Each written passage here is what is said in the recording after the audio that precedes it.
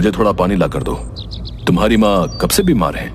माँ को आज सुबह बुखार आ गया, वो उठी नहीं। कल वो अपने काम पर गई थी? हाँ, कल वो अपने काम पर गई थी, लेकिन चिंकी चुप हो जाती है। जो भी बात है साफ साफ बताओ, इन्हें क्या हुआ था? डॉक्टर काका, पापा ने माँ को बहुत मारा था, इसलिए सुबह से उसको बुखार हो गया। मेरी माँ ठीक तो हो जाएगी ना? हाँ बेटा, तुम्हारी माँ ठीक हो जाएगी, लेकिन तुम दोनों उसका ध्यान रखना और उसे आराम करने के लिए बोलना। मैं तुम्हारी माँ को एक इंजेक्शन लगा देता हूँ, उसे होश आ जाएगा। फिर बाद में तुम उसे कुछ खिलाकर ये दवाइयाँ दे देना। मैं कल आऊंगा। डॉक्टर सुलेखा को इंजेक्शन देता है और दवाइयाँ देकर वहाँ से चला जाता है। कुछ समय बाद सुलेखा को होश आता है। वो बिस्तर से उठने की कोशिश करती है। माँ, तुम लेटी रहो, डॉक्टर काका ने कहा है तुम्हें आराम की जरूरत है। मैंने खिचड़ी बनाई है, तुम इसे खाकर अपनी दवा खा लो और आराम करो।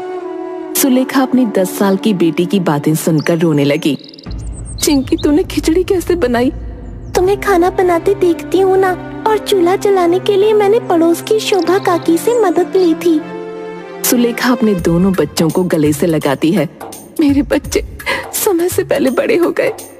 छोटू और चिंकी पूरा दिन माँ का खूब ध्यान रखते हैं, लेकिन शाम को मजनू फिर से शराब पीने के लिए पैसे मांगता है और पैसे न मिलने पर सुलेखा की पिटाई करता है।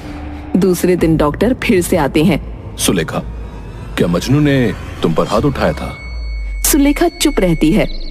मुझे चिंकी और छोटू ने सब कुछ बता दिया है। तुम ऐसे आदमी के साथ रहते ही क्यों, जो तुम्हारी कमाई भी खाता है और तुम्हें मारता भी है? डॉक्टर साहब, एक औरत के लिए अकेले रहना बहुत मुश्किल होता है, ये मैं जानती हूँ। लेकिन इस तरह तो तुम्हारी हालत और खराब होती जा रही है। नहीं डॉक्टर साहब, मुझे जल्दी ठीक होना होगा अपने बच्चों के लिए। मैं तुम्हें दवा दे देता हूँ, लेकिन तुम्हें अपने खाने पीने का पूरा ध्यान रखना होगा और साथ ही आराम भी करना होगा। कई दिनों तक सुलेखा बिस्तर से नहीं उठ पाती और घर का राशन भी खत्म होने लगता है। दूसरी तरफ मजनू रोज सुलेखा से मारपीट करता। एक दिन मजनू एक औरत को अपने साथ लेकर आता है। आज से ये भी इस घर में रहेगी, समझी? और तुम्हें इसका पूरा ध्यान रखना होगा। कौन है ये और मेरे घर में क्यों रहेगी? ये मेरी पत्नी है, मैंने इससे शादी की है। तुम्हें शर्म नहीं आती? 2 बच्चों के पिता हो, मैं जिंदा हूँ और तुमने दूसरी शादी कर ली। तुम मेरी जरूरत को पूरा नहीं कर सकती और ये रोज मुझे शराब पीने के लिए पैसे देती है, वो भी खुशी खुशी।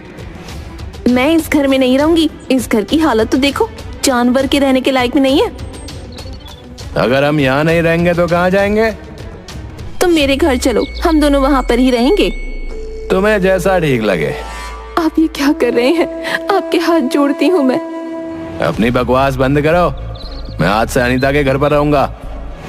मजनू अनीता के साथ चला जाता है और सुलेखा की हालत और खराब हो जाती है। घर की स्थिति बहुत बुरी हो जाती है। छोटू, अब तो घर में राशन भी खत्म हो गया।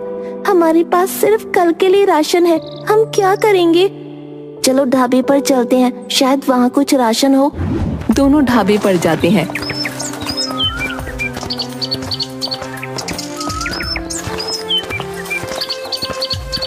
सारे डब्बे खोलकर देखते हैं, लेकिन वहाँ कुछ भी नहीं होता। छोटू, यहाँ तो कुछ भी नहीं है, अब हम क्या करेंगे? माँ को खाना कैसे देंगे? अगर माँ को खाना नहीं देंगे तो वो मर जाएगी। मुझे भी खुद समझ नहीं आ रहा। तभी एक आवाज आती है। बच्चों, तुम निराश मत हो, मैं तुम्हारी मदद करूंगी। बच्चे डर जाते हैं। तभी वहाँ एक परी आती है। आप कौन है? बच्चों, मैं नील परी हूँ। मैंने तुम दोनों की सारी बातें सुन ली। तुम दोनों इतनी कम उम्र में कितने समझदार हो। तुम्हारी माँ को क्या हुआ? आप वही परी हैं जिसकी कहानी हमें माँ सुनाती थी? हाँ, मैं वही परी हूँ। बताओ, तुम्हारी माँ को क्या हुआ? परी रानी, हमारी माँ बहुत बीमार है। हमारे घर में राशन नहीं है, ना ही यहाँ ढाबे पर हमें राशन मिला। हम अपनी माँ को खाना कैसे देंगे? और डॉक्टर ने कहा है कि हमें हमारी माँ का ध्यान रखना है, नहीं तो वो मर जाएगी। परी बच्चों को गले लगाती है। तुम्हारे पिता कहाँ हैं? हमारे पिता हमारे साथ नहीं रहते, वो बहुत बुरे आदमी हैं। उन्होंने